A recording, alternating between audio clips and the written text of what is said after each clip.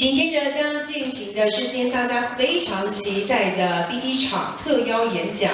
首先为各位邀请到的是科技部电力学门刘志文召集人，为我们介绍本场特邀演讲者，来自于美国德州大学李伟仁教授。首先，让我们热烈掌声欢迎刘志文召集人上台。欢迎刘召集人。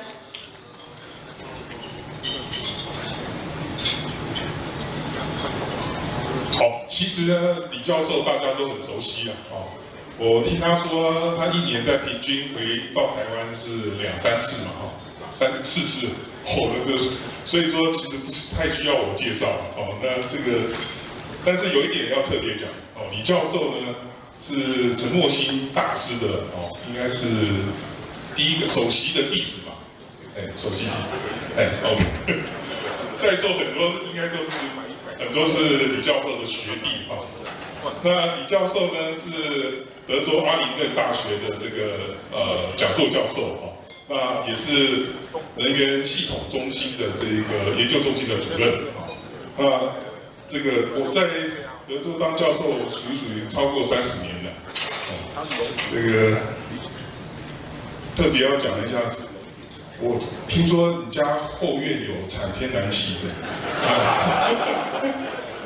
然后德州很特别哦。如果说在自己的住家有发现这个天然气开采要10%要给地主，对，25%哇，那这个很大的诱因那难怪这个德州这个大家都在抢天然气天天在淘金啊，好，那我想我们是不是以热烈掌声来欢迎李伟仁教授？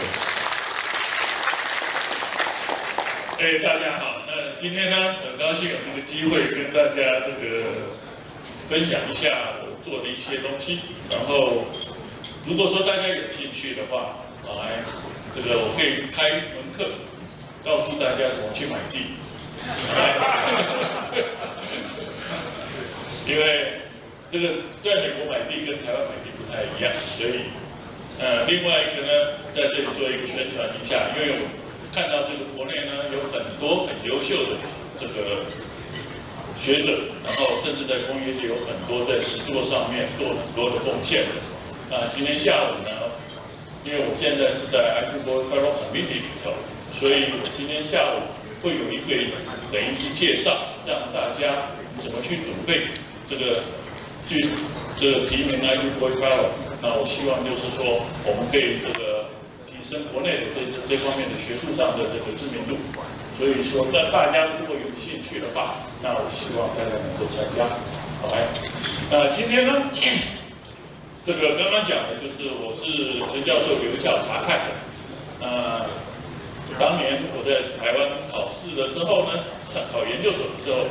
潘教授到清华去的时候，潘教授还是这个我们口试委员，对，所以就是看到老师在前面，这个，我是参加了我记得我应该是在第2届，这个参加这个第2届，当时当兵的时候出来的，对，参加这个电力研讨会，所以我说我大概就是最少大概38岁，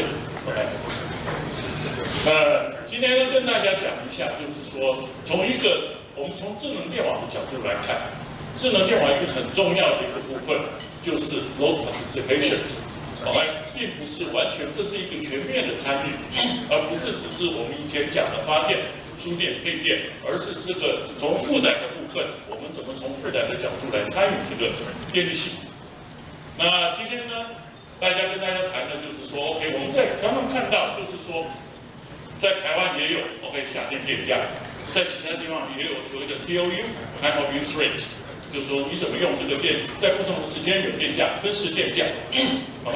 那这个分时电价呢，可是呢，后来做了一些研究以后呢，那这个分时电价有很多东西，就是说你对于这个用户它的诱因是什么？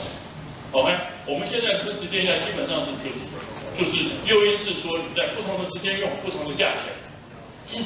那 这个在这种情况底下呢，就是说这个它的效果到底会有多少效果？我不知道在台湾有没有这方面的研究。那因为我们拿了一些在上海的一些资料，那后来研究了以后呢，发现刚开始的时候有一点用，过了一阵子以后呢就没有用，后来大家就停掉。那后来我们看了很多国外的一些文献呢，发现就是说有很多地方，事实上大家研究的结果好像过了一段时间以后，它的效果不是这么好。好，那我们就在想，就是说到底是不是需要什么样的诱因，让这个它变成一个我们现在大家都在讲这个有序经营，对不对？那这个效果能够持续下去，你怎么让它持续下去？那后来呢，我是跟一个这个我们学校marketing的教授做了一些研究，就说人对这种免费的东西，这个诱因很大。好，这个就是我们叫做这个 power of zero。那这个是从一个人的一种行为，从人性的观点来讲，人都喜欢贪小便宜。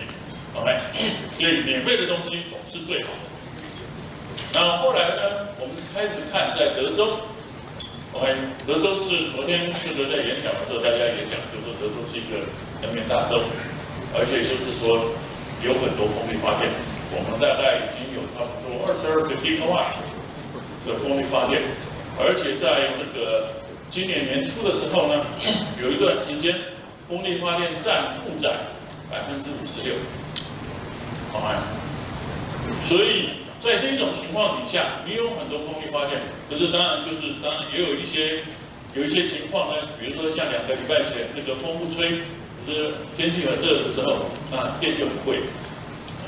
所以在这种情况底下，就是说 ，OK， 你怎么去让用各种不同的诱因，让用户去这个跟着你需要用电。因为我们常常讲，电力公司是说，我叫你不要用的时候你就不要用，我叫你用的时候你最好用，对不对？这个东西，不然的话你不用电，电力公司就没钱赚。那后来我们看到德州有一个电价方案，就是晚上8点到早上5点免费，或是晚上9点到早上6点。然后，或是说10点到7点免费，平常的时间大概是1毛5一度电。那我是觉得就是我们大家在讲，台湾一直说台湾的电很便宜，所以没有办法做很多东西。可是事实上，德州的电更便宜。因为在这种情况底下呢，那我们就是后来就是找了2个案例。有一个呢，大概年收入大概是2万块钱，有一个年收入大概20万，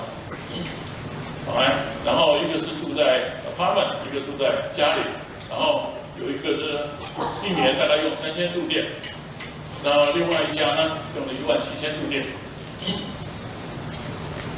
那所以这整个来讲的话呢，我们在看的时候，在做这个研究的时候呢，在看的就是说，在不同的收入。在不同的环境底下，那人的行为上面会有什么样的区别？那这个是因为这个是电力公司可以送出来的一些资料。这条红线的部分呢是50%的部分。底下紫色的部分是免费的部分，免费用电的部分。所以你可以看得出来，就是说这个收入比较低的用户呢。它基本上超过50%是用在免费的部分，虽然是晚上只有9个钟头，可是它在免费用电的部分是超过50%。那这个用户呢，甚至在这里你可以看到8月，它大概是80%到90%是免费的。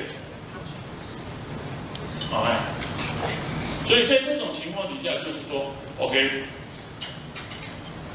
对用户来讲。它可以省钱。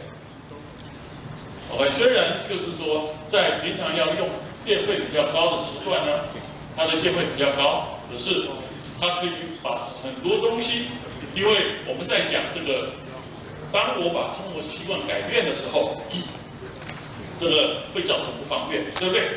可是造成不方便的时候，说因为如果因为这个不方便可以省钱，那很可能就是说就会有人跟着。所以我们当时在做的时候，就是说，比如说像这个卢理事长，他很有钱，对不对？所以对他来讲，这个100块钱没有什么太大的诱因。那对我们这个穷教授来讲，100块钱，我就跟着这个电力公司的这个，所以这在不同的情况，你怎么去做 study？ 所以这已经离开了，就是说工程的部分，你必须要考虑到这种心理学、社会行为的这个部分，来做这个研究。那另外一个呢，刚刚也谈到的就是说，这个在分时电价，它的持续性会是什么样子？所以你看到就是说，这个呢是在2016年、2017年这个是在2019年甚至这个变本加厉因为这个大概在95%以上是免费的那因为为什么？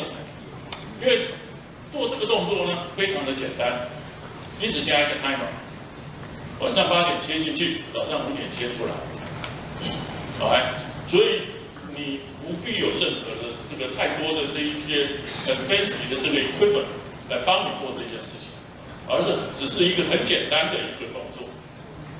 这个是一个我认为就是说我们在做这个，而且就是从这里开始，事实上我们还有2015年的资料，从2015年到现在，基本上 behavior doesn't change。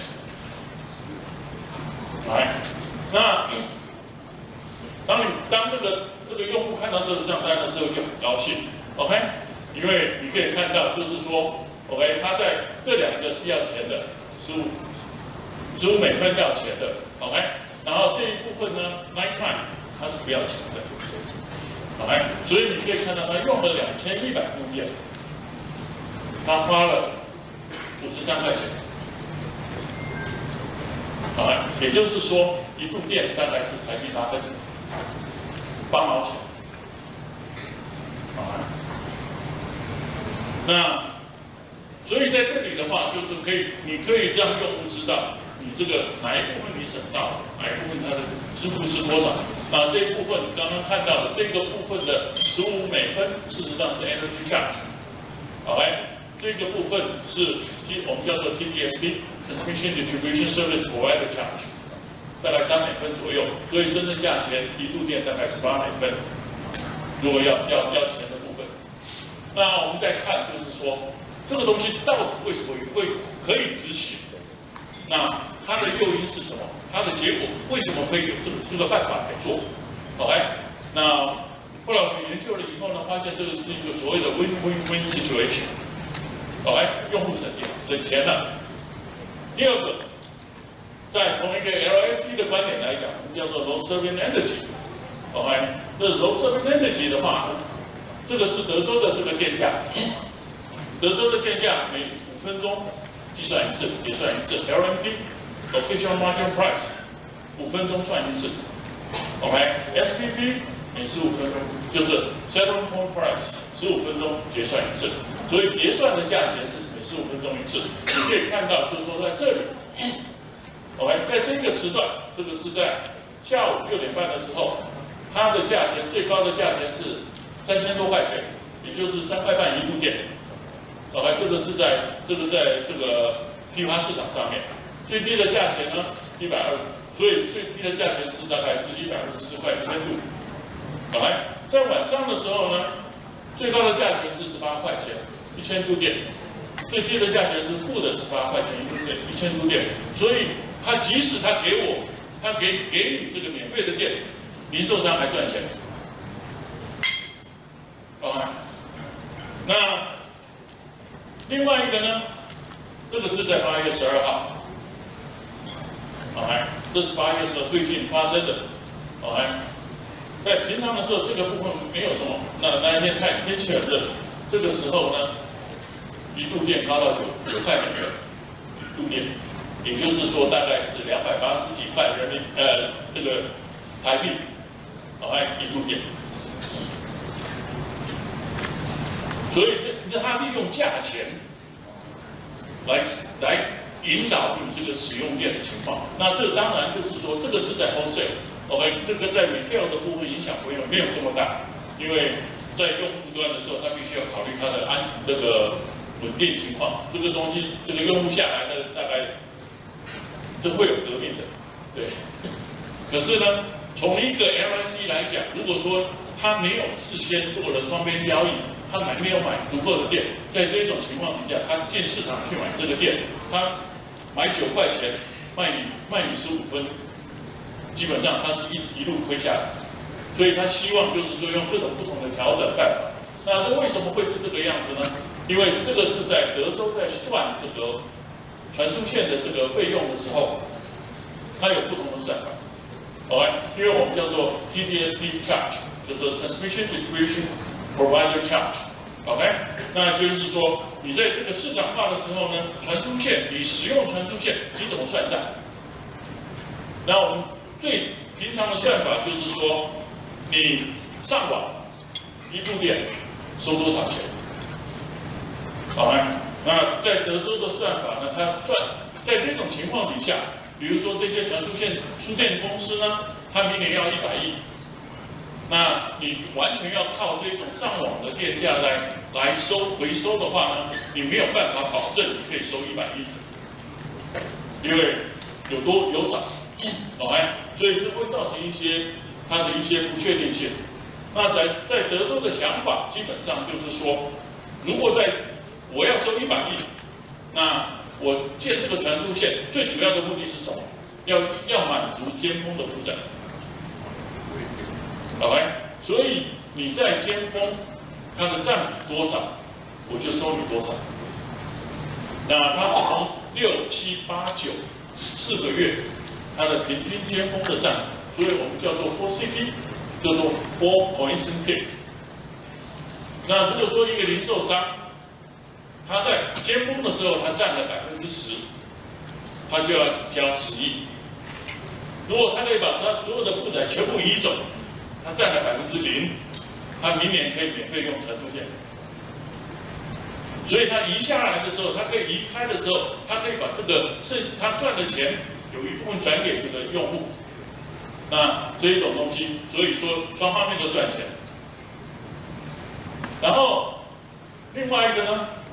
你可以看得到，就是说，如果说它可以，我们这里做一个简单的测算，目前在2017年，你如果一个 kWh 大概可以省3块多美元，好吗？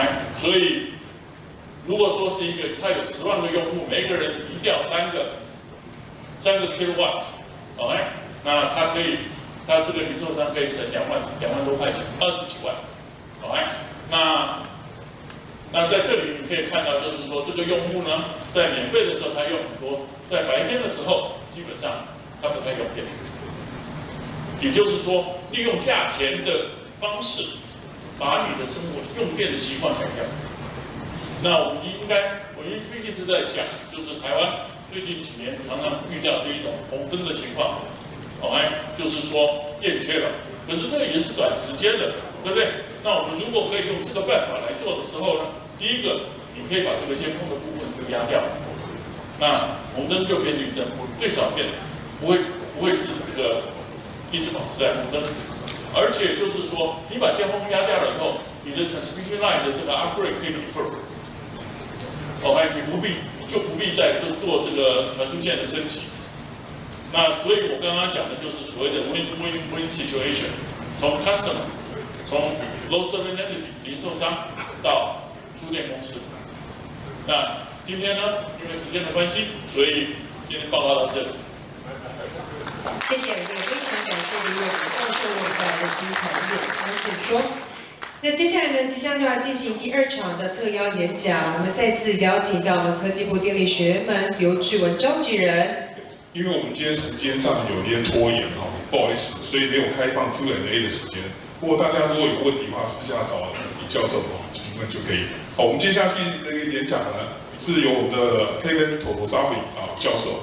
我稍微介绍一下，因为这个 Kevin 教授大家应该也蛮熟悉哈。他在1988 1988年的时候就来台湾了在中山大学当这个客座教授那后来也在成功大学当这个副教授所以他跟我们台湾的渊源是很深的他当初在台湾也认识了Kevin 教授现在的夫人所以这个有对台湾这个，我常常觉得我跟Kevin教授，我跟他接触我觉得他是白皮台骨他前辈子可能是台湾人他的这个脸虽然是长得非常 handsome 的这个 Western 这个西方的脸孔不过他 mindset 是源头是台湾历史那现在在这个Kevin教授在这个田纳西大学当那个讲座教授他也当过这个美国 NSF 的那个 program 那个 director 好，那我们是不是以热烈的掌声来欢迎一下Kevin教授？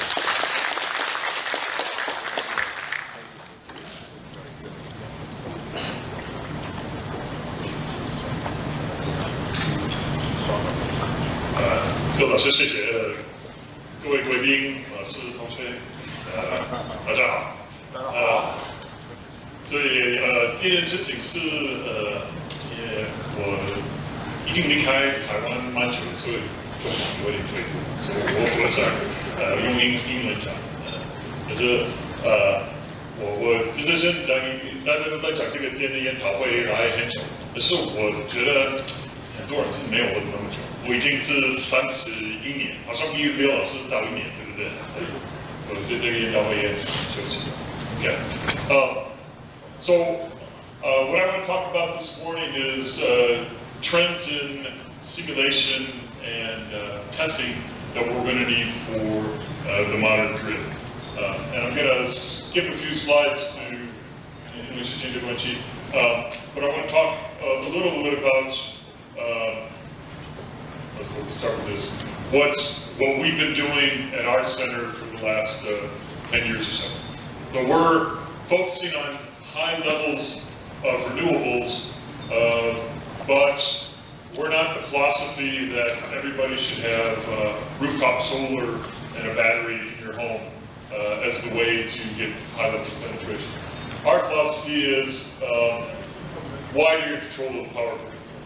And the idea is that if you want to have high levels of renewables, somewhere the wind is blowing, somewhere the sun is shining, if you move power a long distance, then you have less of a need for transmission, well, less of a need for storage, maybe more transmission, but if you control things properly, like Lee just talked about demand response, then maybe you have less of a need for transmission. So we work on this idea of wider power control. We want to take advantage of new measurement and monitoring. So mostly things like synchronized measurement with PMUs or new communications, new actuators that can help with the integration of that. Let me skip it. And our overall sort of philosophy in this system is that we can get good performance by distributed, like we can't integrate everything in the control center, but if we have devices that act intelligently, they can help support the system. So things are distributed, demand is actively controlled, or it's through demand response. We can use measurements more than models because the system is too complicated, so we can't rely on modeling every component of the system, so it will be more data-driven than model-driven. We want things to be modular so we can scale up. By that I mean that each device I connect in is connected to an inverter. I want it to have a standard design. So if I want that device, say an inverter, to have the ability to do inertia emulation, I want that on everything. And then I can sort of figure out ways to guarantee performance. And then, like I said, we're not about everything being separate entities. We want to share resources through transmission, and that's how we reduce uncertainty.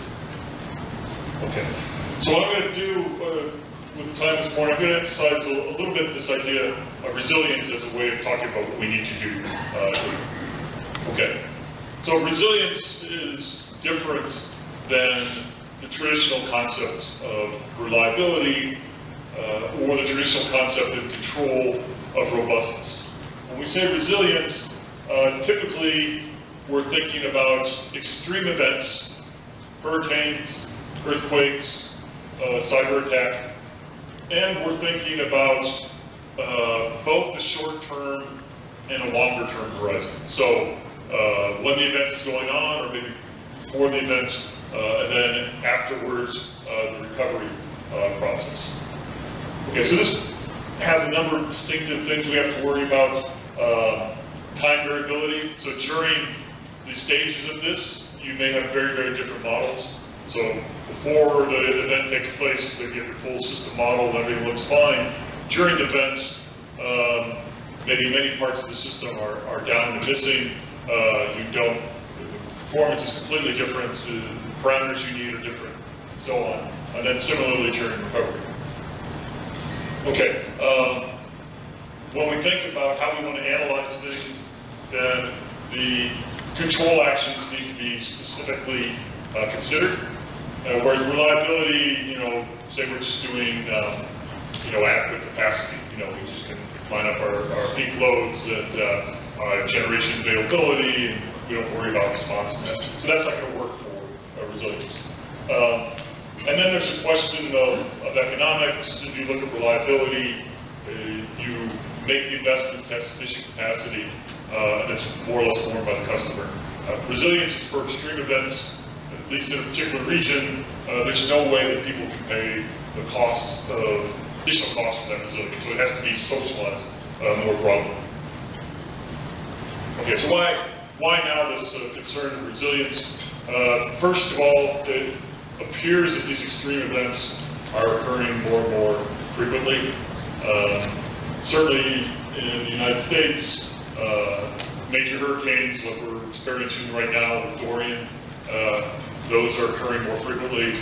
Wildfires in California, so the droughts are more common. And then new events like the cyber security, etc. So these are, at least in appearance, they appear to be occurring more frequently. So there's concerns about that. Okay, the other aspect of resilience is that you can't really consider it outside the context of all the other systems that are in place. So this is kind of busy, but most of the time in power we're focusing here on electricity. But if I really want to think about major events, like a hurricane, I have to think about fuel supply. If it's oil or gas, am I going to run out? Do I have sufficient storage of that? Do I have transportation for shipping in new parts? This is one that you definitely have to consider. You may lose communications, so can you run the system without any communications? And so you need to model those things in order to say anything meaningful about it. Okay, so this is, I'll just kind of flip through this briefly. The ideas of resilience, they really came out of other fields, not so much resilience, things like property of materials, the idea of something being brittle, does it bend versus break? The classic concept of resilience is, the big oak tree where the wind blows hard, cracks, and is dead, but the reed, which just gives with the wind, can return to normal afterwards. So we want to kind of capture that concept in that. So a few other definitions here. The capacity of the system to absorb a disturbance and then respond and eventually get back to essentially the same function after some time. So it's these sort of properties. Absorb whatever the disturbance is, reorganize, learn and adapt, or restructure and respond. This came out of President Obama idea. It's very, very general, but it captures some of these ideas. And that's the ability to prepare and adapt to the changing conditions, and then recover, whether it's from deliberate attack or accidents. So we can look at this in a little bit more engineering way. We can think of the system in some pre-disturbance stage, whatever our measure of performances. Typically that would be our conserving load for power systems. Then we have the disturbance phase where things are progressing. And then after, say, whatever the event is, it's kind of moved on, then we have some sort of degraded state, some subset of load observing, and then a recovery or restorative state. Okay, you can see these different stages. So the initial state is the tendency of lots of components to fail, or some of them to fail. Failure probabilities start increasing, high winds, lightning, whatever. And then a cascading stage, so we need to model that, where one set of failures starts leading to other failures, and then the restorative phase. Okay, so I'm going to sort of jump ahead now, and I'm going to skip through this a little bit, but I want to say, all right, let's think about this resilient concepts, and then I'm also going to add that in with renewables, and think about some of the changing testing systems that we need. Okay, so this is sort of the general trends we see from the historical power system with lots of central generation, large spinning machines. Now we're moving to distributed, more measurements, and so on, more power electronics. So our traditional positive sequence, type of electromechanical modeling is not completely adequate. And then we see things like, well, we need to start modeling communications, because that's becoming more integral. We need to think something about market, or at least the economic structure, and then this idea of resilience. Okay, so what are the challenges here? It's the increasing number of power electronic devices that change performance of the system. It's more ports of communications. Distribution systems are actively controlled. Typically when transmission studies, we've historically just said, okay, it's a load, it's a zip model, constant impedance, constant current, constant power, and then move on. But now that's not that adequate. And then this resilience. So I'm going to just very briefly talk about the way we're approaching this. We have two sets of test beds in our center. One is a large-scale test bed, what you normally think of for transmission, positive sequence type modeling. Only we include these things that we need for resilience, like the communication system, real-time operations, cyber attacks, and power electronic system models. And then a hardware test bed where we do everything in hardware. It's a three-phase system of analog components and power electronics with real communications, printed circuit breakers, and so on, and we emulate the performance of the larger grid. Okay, so I'm going to skip some of this and just kind of briefly get to the main thing. So, just kind of emphasize what the main philosophy is here. So there's sort of two ways one can think about this future types of simulation ways we need. One of them is, well, if I have to model communications, and I have to model a measurement system, and I have to model a cyber attack, well, all those things are specialized. Can I just glue them together? So this is kind of the idea of what they do in the Helix system from the national labs in the US. All you have is a code simulation engine, and you slap together lots of simulators. Easier to put things together, but then there's questionable considerations about whether these things make sense and actually go together, and whether they're technically viable. Another way is to do something like a very powerful simulation tool, like Modelica, which can combine things with different time frames, has lots and lots of standard models built in, and you put it all into one simulation. So this is challenging because then you expect each developer has to understand all those different components.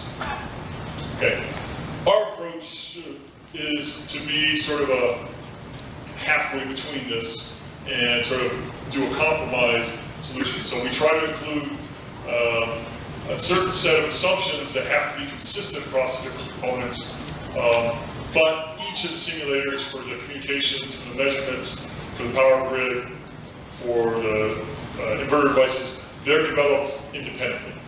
Okay, and then they're glued together. And the way we glue them together is just by streaming. just as if it was a sort of a communication background. Okay. So we want interoperability. We want to be able to handle large-scale complexity and efficiency. Okay. So then I'm going to try to wrap things up here with this and show you the other where we do things. I'm going to skip my nice looking videos here so we can save time. Okay, and then talk about the other thing we do, which is the analog version of this, where we think you get a better understanding of interoperability with this. So we try to emulate all the different components in hardware and then force them to work together. So the circulating power type of structure. And let me just show you what we have in terms of each of the different components of the system. That we have emulators in terms of the power electronics, and then we tie them together into a system. And this is more satisfactory since you're using real communications, real circuit breakers, real power electronics, so you can pick up higher frequencies. You have stiff systems, so higher resonances you can capture and stuff. And then we include the various components. Okay, so let's get ahead. More of the things here. Let's get to this. And this is a system that we have now developed that we're doing in this, where this is all emulated from the power electronics, so the western U.S., Texas, and then the eastern U.S. we do in an RTES, and we have an HVDC overlay that we're looking at. So one of our ideas is to propose this mega or super grid across the country. So these are some of our sponsors, and our main sponsors is NSF and DOE, and we should take the ones to describe it. Okay, thank you for clarifying that. 可以再次感谢我们教授为我们带来的精彩演说。那接下来将进行第3场的特邀演讲。首先为各位邀请到的是中华民国电力电子协会赖延生理事长，为我们介绍本场特邀演讲者，来自于丹麦奥尔堡大学的 JosepM.Guerrero 教授。首先，让我们热情掌声欢迎我们的赖理事长。我们今天的这个研讨会的主轴是电网的现代化跟灵活性。那刚刚我们李伟仁教授谈到是 zero pricing 的 power， 那我个人在 in reality 是不同意的，因为我们常常说免钱的最贵哈，但是在电力系统应该不是这个样子哈，那第二个我们这个 Kevin 所谈的是在这个电网现代化里面，我们必须要将在做模拟跟测试的一些考量，包含把电力电子包含进去。那我们最后的一个演讲者是来自丹麦奥尔堡大学的 Joseph， 他是我长期的好朋友。那他也会讲中文哦。那感谢我们台湾的女儿呢，哦，还有他对台湾这片土地的热爱哦。那我想他主要是讲微电网在陆地。空中、太空的这个应用，我想把时间留给他，是不是让我们热烈掌声欢迎Joseph？谢谢了。早上好。好。Okay, this talk is going to be about microgrids. I'm going to talk about microgrids in land, sea, sky, space, so everywhere. You can find also more information here in this website. And also, before I start talking, also thanks for Professor Lai. Now we are in the 10th anniversary. We met each other first time in Taipei, so thanks a lot. And I want also to also give acknowledge of this presentation. It's in memory of my grandfather who passed away last night. He was here in Taiwan also for 5 days because they had to repair some machinery, about textile machinery here in Taiwan. So I think that there's a lot of history apart for my partner that link myself and my family with Taiwan. So thanks a lot. One of the things, important things, is that we have from the United Nations one important goal, which is affordable and clean energy for everyone. But still nowadays we have 2.7 billion people without electricity. And this is very bad, and we have to help them. And this is so much important. You may know also that in Denmark right now, we have more than 40%, right now almost 50% of wind power generation every year. The whole electric energy is coming from the wind, half of that. And we have more than 60% of penetration in renewables. Yeah, so we have also the target to completely the 100% in renewables for 2050. This is our new center for research on microgrids. So basically we tackle different strategies. You can see here that we go from the level of microgrids, clusterization and smart grids. So we always think about top, bottom level. And this is a bit of our team members. Because we don't have much time, I will skip that a little bit, but you can see that some of our, this is nowadays the PhD students that we have, some of them are working basically with marine and ship applications. We have a lot of collaboration also with Professor Julien also, so thanks also for his invitation. And some of them are working also with offshore wind farms. And I think that offshore wind farms is going to be very important here in Taiwan, and we are bringing some ideas to make the system more reliable. Yeah. This is a little bit about our laboratories. So we have basically one microgrid laboratory more focused on energy internet, another one which is more focused on maritime, and the other is IoT issues. Yeah. I'm going to also go a little bit fast for the time issue, but thinking about what is the level we are working is also about the smart metering.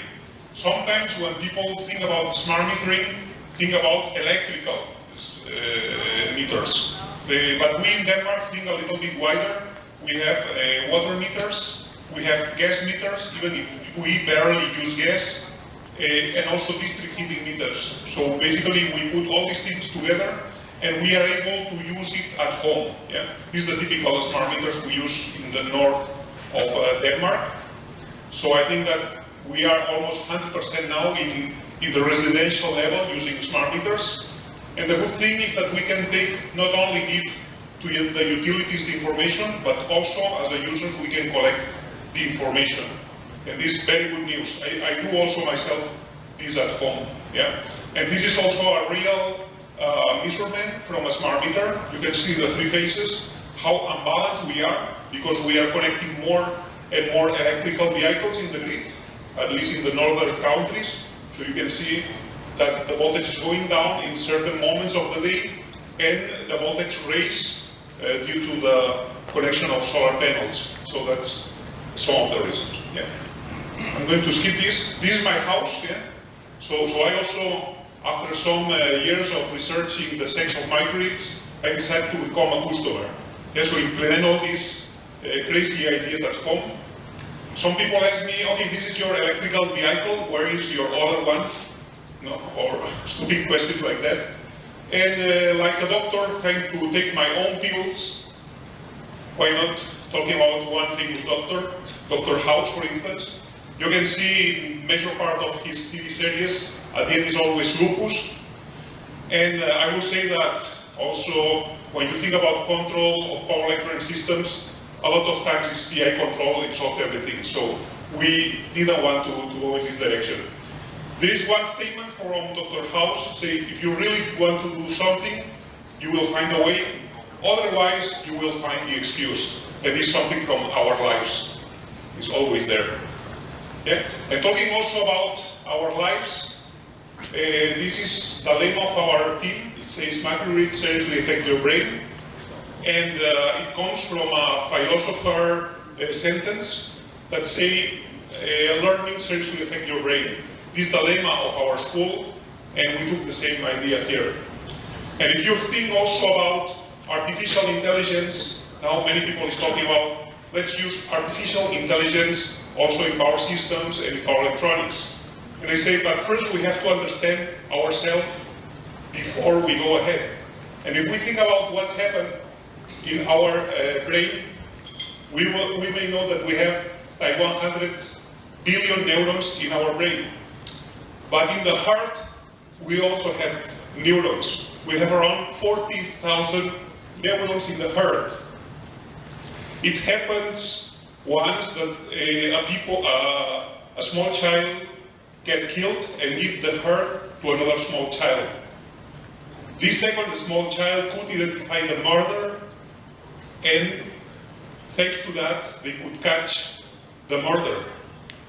And many other stories. Other guy has been transplanted the heart and finally got in love with the wife of the one who gave that heart. And so now we know that major part of the many feelings are coming from the heart, and also we have here in all the belly, we have 100,000 neurons. So it's really a complete distributed system. Yeah? It's not like they explain us in the school anymore. And this is happening also, if we want to understand how it's growing also, about the microgrid definition. Some people ask me how you can define microgrid. I cannot define it. Some standards are trying to do it, but of course if you scale up and up, you can go to islands or nations like Taiwan, or if you scale down, even you could say that it is your cell phone. So unfortunately, we don't have definitions for that because it's really a power system. So that's why we also are taking the same philosophy in big power systems for small microgrids. So we just take the same idea in the control systems. Thanks to microgrids also we can demonstrate that some problems can be solved. For instance, this is one example of microgrid placed in Sendai, and this is around 350 kilowatt gensets with solar panels, fuel cells, and so on. Sendai is kind of close to Fukushima. Yes, so we know what happened that day. March 11, 2011. In that case, occurs here let's say the tsunami, and then you can see how this microgrid that was sustaining 1 megawatt of load was in island during 3 days, and the first day also all the gensets were disconnected, only solar and batteries for the first day, and the second and third day was again with the natural gas engines, which were disconnected for security reasons. It's kind of what Kevin presented before about resiliency, right? We go down to a very, let's say, reduced performances, and we go again up. Thanks to that, people in this area were covered by the hospitals, because this microgrid is connected to the university hospital of the area and to the telecom facilities, so people were able to call also home. I'm going to jump a little bit this, because also we can see some trends in data centers, but we don't have much time. And what happened at homes? No, we don't expect much things happen in the homes maybe that we have in Europe. But we can see a lot of things happening, for instance, in places like India, in which one house is maybe covering or need for 100 or 200 watts. Yeah, one house, 100 or 200 watts. Maybe one laptop, light, a cell phone, a radio, that's it. Yeah. So thanks to that, in that places, microgrids are growing. And not only AC microgrid, but also DC microgrid systems. So you can imagine that in some areas with a small set of PV panels you can cover just a neighborhood. Yeah. And we have also in Europe some standard for DC homes, and now it has become also standard. Yeah. I'm going to jump a little bit this, but this part is like a DC distribution system, which is also now under standardization. We talk about 380 volt, that is coming also with an IEC standard, not an IEEE recommendation. It's an IEC standard. Yeah. What is happening also at the same time, I like to put the example of Nissan because I'm more familiar about that. You can see that we have fast chargers and slow chargers. Fast chargers are on DC. So that's very nice because you go directly, let's say from DC around 400, 500 volt. And we are talking about, right now, at least in Europe, what we have is chargers of 50 kilowatt peak per each car. So imagine that we need to put, for instance, 20 cars charging at the same time means 1 kilowatt. So we have to think about that. Yeah. The good news is also that companies like Nissan, they are starting to come with new, let's say, equipment like bidirectional converters. This is around 3 kilowatt, and this for empower also your house. So when you try to make this kind of experiments, having solar panels in your home, and you have your electrical vehicle, you could balance, let's say, one and the other.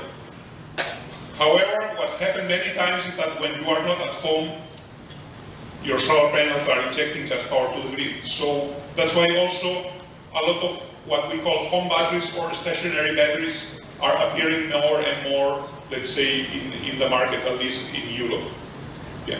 The other thing is that we are also installing more and more this kind of DC distribution systems in the level of 5 and more 100 volt.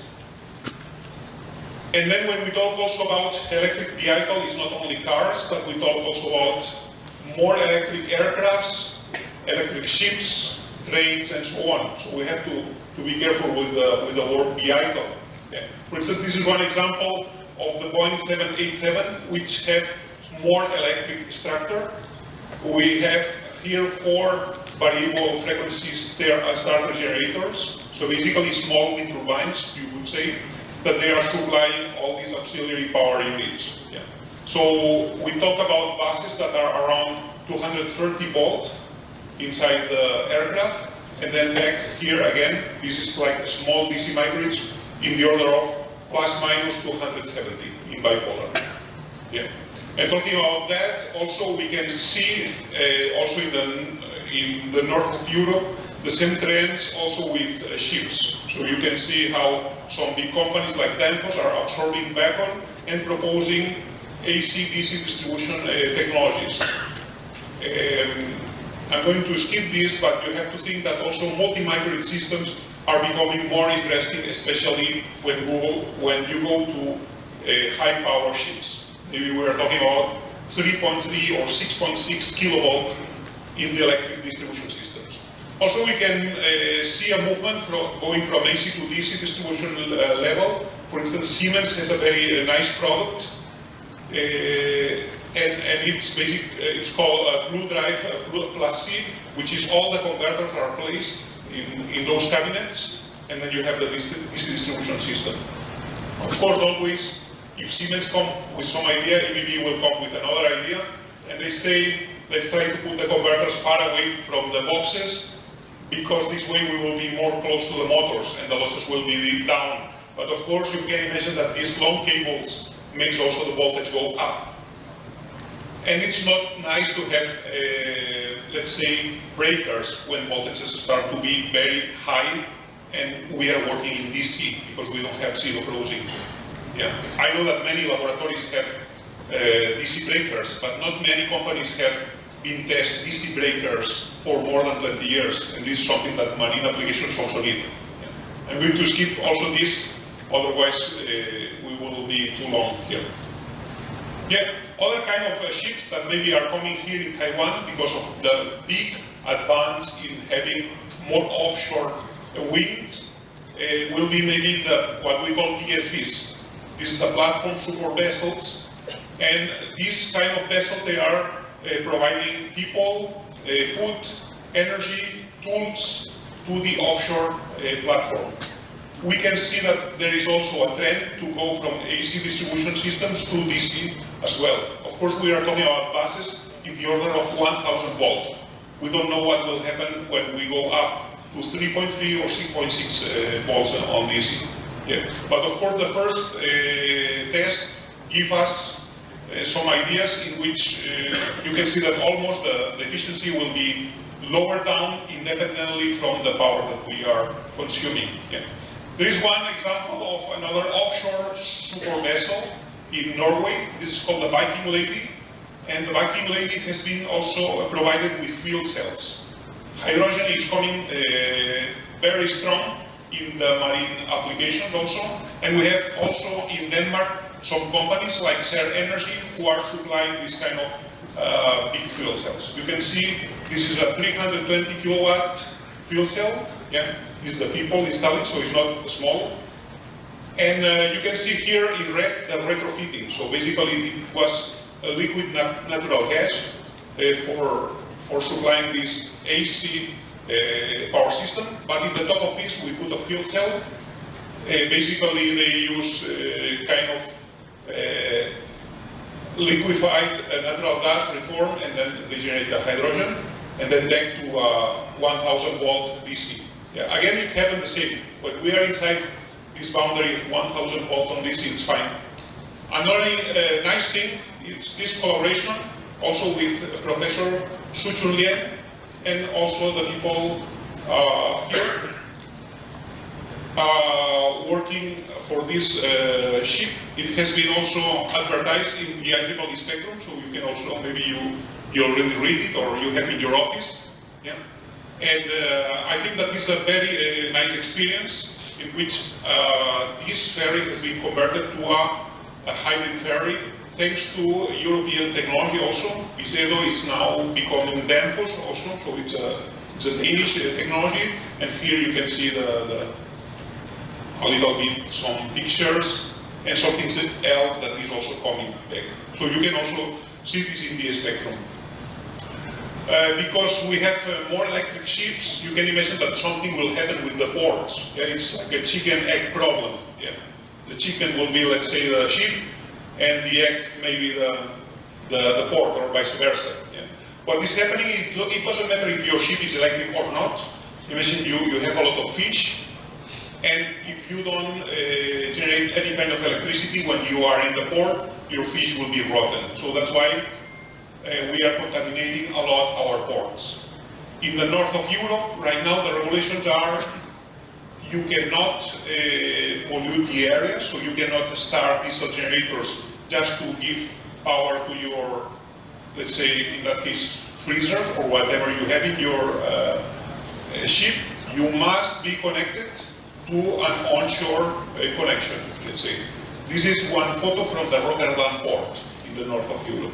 And you can imagine that then, because of that, we have here a connection from medium voltage, then we have frequency converter. That's very important because some ships are coming from countries on 50 Hz, some other with 60 Hz. So we have also to adapt that. And it seems that the configuration is becoming more on DC. You can imagine that just with a diode rectifier, you got the DC for all the inverters. And when you have a ship here to be connected, you just program it to work on 50 or 60 Hz depending on the country that is coming. Another important thing is who's going to synchronize with who, and it seems that it has to be the port to be synchronized with the ship because the ship has very low inertia. And then this is a very good option because then this means that we must have a converter here to make the synchronization. Yeah. Another point in which also there is coming more electrification is on the cranes, because bus cranes are also with diesels, and this was also another collaboration with Professor Xu again, in which we studied how we can recover the energy when you flip down, let's say, the containers in the port, or like for instance here in Kaohsiung. The study said that if we recover the energy and we use it later, for instance by using flywheels, we could have more than 40% of energy recovery. So you can imagine the savings that we can have and also the reduction of electricity peak. So that's all from my side. Yeah, just a final thing. Another thing which we are putting also migrants is in nanosatellites, which are really DC distribution systems. But this we will talk another day. You can check, this is a company also in Aalborg, and we have also a very nice collaboration. I want to just finalize my talk with a statement from Albert Einstein. He said, we cannot solve our problems with the same level of thinking that created them. Thank you very much for your attention. Thank you, Professor Guerrero, for giving us a wonderful speech. 再次感谢我们教授为我们带来的精彩演说。接下来就让我们邀请到大会主任委员邓仁豪教授主持本次研讨会行政事务报告。现在让我们热情掌声欢迎邓教授，欢迎。首先谢谢各位贵宾跟产学界这个先进的参与那刚才的这个报告里面，其实有几页我必须特别这个说明一下，是我们高科大苏俊年苏教授跟这个 Professor 之间合作发表在 IC Voice Special 上面那我觉得很不容易的所以我想特别说明一下那大会这边有几件事情跟各位说明一下第一件事情就是这个上午的场次我们到这里已经结束那下午除了口头必报，还有这个优秀论文发表之外我们还有电力电子跟电力系统2场的这个产学论坛。那请大家踊跃的参与讨论那明天是这个科技部电力学的成果发表会，那下午有一些参访活动那相关的议程资料请大家参考这个我们的议程手册里面那为了促进这个产学的这个合作跟交流我们在1楼有设置这个厂商的展示区那为了让大家能够跟产学界能够有更多的这个交流可能大家不知道有没有注意到我们里面 有一张这个红色的这个纸张那这红色的纸张，如果你盖满6个印章，到厂商那边盖满6个印章我们有赠送精美的礼品那是一个保温品，相当的不错不过因为只有限量200份所以待会如果大家有空就赶快去收集一下然后可以到我们报到处去领取那到了用餐时间那我想 各位贵宾跟这个议程的主持人待会我们会有人引导大家到这个研讨会馆的花园餐厅去用餐。那其他的这个先进我们有准备餐盒，就请大家到这个报到处去领取餐盒跟用你的这个券去领取餐盒。那包括我们这个场地，还有我们1楼的所有的会议中心都可以用餐。那大家可以领了餐盒以后，那个去用餐那我们下午的这个场次 是1点35分开始那最后就是感谢各位的莅临那请大家踊跃参加下午的这个讨论，谢谢。谢谢，我们也非常感谢邓教授为我们进行的是我们的行政事务报告。那各位现场与会嘉宾，我们今天大会的上午场次呢已经圆满完成。那我们现在请我们的贵宾们依照现场人员的引导离开会场，并进行用餐。那